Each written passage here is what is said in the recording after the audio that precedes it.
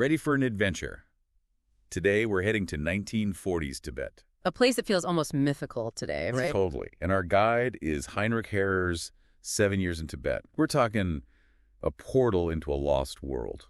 And it's not just an adventure story, though it's got plenty of that. It's more like a front row seat to history in the making, wouldn't you say? Absolutely. We're seeing Tibet right before the Chinese invasion through the eyes of this outsider, Heinrich Harrer. This Austrian mountaineer. Who ends up deeply embedded in Tibetan culture. Talk about a wild ride. Picture this World War II breaks out, and he gets thrown into a British internment camp. And that's just the beginning of his story. Right. He manages this daring escape and ends up in Tibet. It's almost too incredible to be true. You couldn't make this stuff up. Yeah. But his journey really gets at this universal human desire of freedom. Absolutely. Think about it. Harrer and his companion, Aufschneider, they're crossing the Himalayas. Talk about intense. Brutal conditions, treacherous terrain. They had to become incredibly resourceful just to survive. It makes you realize how much we take for granted. Yeah. You know, just the idea of having a warm bed, a decent meal. They were literally fighting for their lives. Exactly. It really puts things in perspective. And through it all, they had to rely on their wits, their powers of observation, to navigate this completely alien world. He goes from being a prisoner of war to, almost a pilgrim. Mm-hmm. He even writes about this moment right after escaping where he's looking down at the lights from the camp, and he says, "This was the first time in my life that I really understood what it meant to be free." Powerful stuff. It gives me chills just thinking about it. But here's the thing. Even though he's found this freedom, he's still carrying his old baggage. You know, like remember when they're still on the run and they try to buy butter from those Tibetan peasants? And they're totally grossed out because it seems so. Not exactly up to their Western standards of hygiene. It's almost funny in a way. It's that clash of cultures that makes the book so fascinating. It reminds us that Harrer isn't giving us some romanticized view of Tibet. He's honest about his reactions, even when they're kind of cringeworthy. Yeah, like remember that part in the farmhouse where they're practically starving and his companion, Marchese, is practically naked because he's gotten so thin? And the villagers are freaking out, thinking they're escaped convicts or something. Talk about a tense situation. It really puts you in that mindset. You're a stranger in a strange land. But then Harrer, he doesn't just observe this new world. Mm-hmm. He dives in head first. He does. And that's where the book really takes off, wouldn't you say? Totally. It's like he's saying, okay, universe, you want to throw me into 1940s Tibet? I'm all in. He throws himself into experiencing everything this unique culture has to offer. Like where else are you going to find a riderless horse race? Yeah.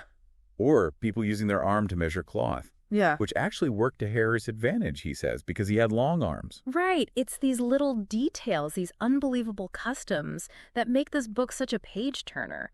But it's more than just an adventure story. It's like a cultural anthropology lesson wrapped in an action-adventure movie. Exactly. Harrer captures both the exotic and the everyday in Tibet, the deeply ingrained religious devotion. The prayer flags, the pilgrimages. Those fascinating oracles. Even their unique marriage practices. He's painting this complete picture of a living, breathing culture. And it's not always pretty, right? Like when he describes that public flogging of the monk and the nun who had a child, it's a stark reminder that this is a society with very strict rules. It's a powerful scene, isn't it? You can almost feel the tension in the crowd.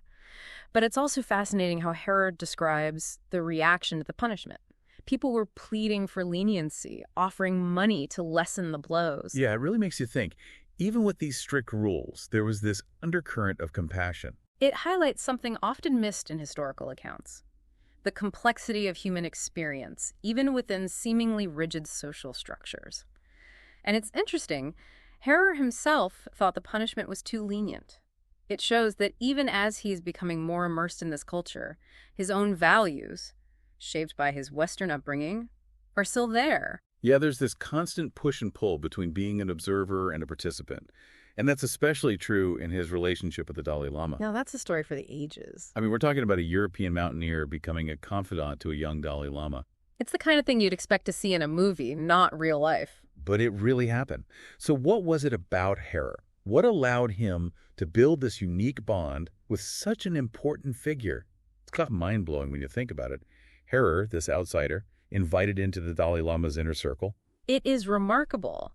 Their early encounters, pretty formal, as you might expect.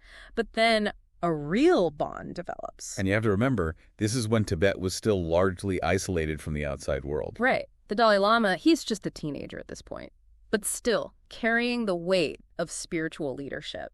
It's a lot of pressure for anyone, let alone a teenager. Exactly. But you can tell he's curious about the world beyond the Himalayas. And Harrer, with all his stories and experiences, he becomes this link to that world. A bridge between two very different cultures. Okay, but wait, hold on. Harrer brought movies to Tibet. He did. Movies. I mean, can you imagine seeing a film for the first time, not even knowing what a film is? It really shows you the Dalai Lama's thirst for knowledge. He could have easily been like, what is this nonsense? But he embraces the opportunity to learn. And let's not forget, all of this is happening against the backdrop of this looming threat from China. Exactly. Harrer doesn't shy away from that political tension. Even celebratory events, the New Year, for example, were tinged with this sense of unease. Like a shadow hanging over everything. Precisely. And throughout the book, you see the Tibetan government wrestling with this threat, reaching out to the outside world, drawing on their faith for strength. It's like the calm before the storm. It is. And for Harrer, knowing what he knows about the outside world, It must have felt like watching a train wreck in slow motion. it's heartbreaking knowing what we know now. But before Harrer leaves Tibet, there's this really interesting conversation he has with the Dalai Lama about what it means to be recognized as an incarnation. Okay, now that's a concept that I've always found fascinating. It's a complex idea, for sure. But Harrer's account of that search, it's about as close as we're going to get to an insider's perspective, don't you think? He had access that most Westerners could only dream of. Remember, he learned about this directly from a high-ranking official involved in the search. So how does it actually work? What are they looking for when they're trying to find a reincarnated Dalai Lama? Well, it starts with the death of the previous Dalai Lama, the 13th in this case. Before he died, he gave these clues about where his reincarnation might be found. Then, the regent, he has this vision at a sacred lake confirming those clues. It's like a spiritual treasure hunt. It really is. They send out search parties disguised as ordinary people so they don't attract attention. And they're looking for a child, a boy, who matches certain signs and qualities. Like what? Give us the details. They're looking for very specific things that align with the prophecies and the clues left by the previous Dalai Lama. Birthmarks, for instance, can be incredibly significant. So they're literally looking for a needle in a haystack. A child who fits this incredibly specific description. In a way, yes. But then they find this young boy, Lama Dondrub. And get this, he immediately recognizes objects that belong to the 13th Dalai Lama. His rosary, a drum, things he couldn't possibly have known about. Okay, that's pretty convincing. It is. And there's more. He has these specific birthmarks seen as auspicious signs. It's like something out of a movie. Right. But here's the thing. Harrer found out that even the boy's parents, they weren't told about his potential destiny until pretty late in the process. Can you imagine raising a child, knowing they're meant for something extraordinary, but not knowing exactly what? Talk about a leap of faith. No kidding. But here's what gets me. Harrer says that as soon as this boy, Lama Dondrub, is officially recognized as the Dalai Lama, he just embodies the role. Harrer describes how everyone was amazed by his composure. Remember, this is still a very young boy. He was wise beyond his years. You get that sense from Harrer's descriptions. It speaks to the power of belief, doesn't it? The people around him, they don't just see a boy. They see the embodiment of something much bigger than themselves. And Harrer gets to witness all of this up close. I mean, he goes from being this escaped prisoner Struggling to survive. to becoming a tutor to the Dalai Lama, teaching him English, geography, math. He becomes this conduit to a whole world of knowledge, sharing information about politics, world events. Including, of course, the situation unfolding outside of Tibet. The very situation that threatened the Dalai Lama's people. And in the middle of all this, you really see the Dalai Lama's intelligence shine through. Remember that story Harrer tells about the translation homework? Right. Harrer gives him 10 sentences to translate, and the Dalai Lama comes back having translated 20. The kid was a sponge. He knew even then that the fate of his nation rested on his shoulders. And he had to be ready. Exactly, and Harrer, he was right there with him. It's incredible to picture those scenes, those quiet moments in the Dalai Lama's private movie theater. The world outside in turmoil, but inside. This incredible bond forming between these two very different people.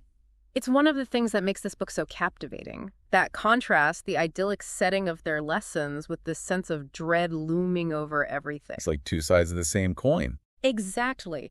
And both of those forces played a role in shaping the young Dalai Lama. It's clear that as their time together goes on, Harrer's feelings toward the Dalai Lama, they deepen. It goes beyond respect or even duty. It becomes something more A profound. kind of paternal fondness. He truly cares for the Dalai Lama. You can feel it in his writing, which makes what happens next, Harrer's departure, all the more heartbreaking. And that, I think, is the perfect place for us to pause before we dive into the final part of her deep dive. We've journeyed with Harrer from that prisoner of war camp all the way to the heart of Tibet. And we've seen this incredible relationship blossom. It's been an amazing journey. So what awaits us in the last part of our exploration? It's hard not to feel a little sad, you know. After spending all this time with Harrer, exploring this incredible culture, this world that feels so lost to us now. It does make you realize how much things have changed. Knowing what happened to Tibet, it does make Harrer's story even more. Poignant. Exactly. But that's what makes 7 Years in Tibet so important. It's more than just a travelogue. It's like a time capsule, preserving a way of life that's vanished. It also shows you the resilience of the human spirit. I mean, here's Harrer, this driven, ambitious guy. A mountaineer at heart. Right. And he gets thrown into this completely foreign world with all these challenges. Not to mention the dangers. Exactly. But he learns. He adapts. He forms these incredible bonds with people from a totally different culture. It kind of gives you hope for humanity, doesn't it? It does, because at its core, that's what this book is really about, human connection. The power of empathy and understanding to bridge even the widest cultural divides. And that's something we could all use a little more of these days. Don't you think? Absolutely. One of the things that always gets me about this book is those little contradictions that Harrer points out. Like, you have this deeply religious society, but then they're also incredibly resourceful and pragmatic. Remember that whole thing about the honey? Where they technically weren't supposed to harvest honey, so they let the Nepalese do it? And then bought it back from them? It's brilliant, really. They found a way to work within the system without, Rocking the boat, Kumash. Exactly. And then there's Harrer himself, bringing bits of the modern world to Lhasa. Ice skating, a tennis club. Don't forget the hydroelectric plant. Right. He's bringing these elements of, progress? Yeah. Technology into this ancient culture. And it makes you wonder what would have happened if things had gone differently, if Tibet hadn't been Invaded. Right. What if their plea for international recognition had been heard? It's a question worth asking, even though we'll never know the answer for sure. We can't change the past, but we can learn from it. And maybe, just maybe, those lessons can help us navigate the challenges we face in our own time. I like that. So as we wrap up this deep dive into 7 Years in Tibet, what's the one thing you hope our listeners take away from Harrer's story?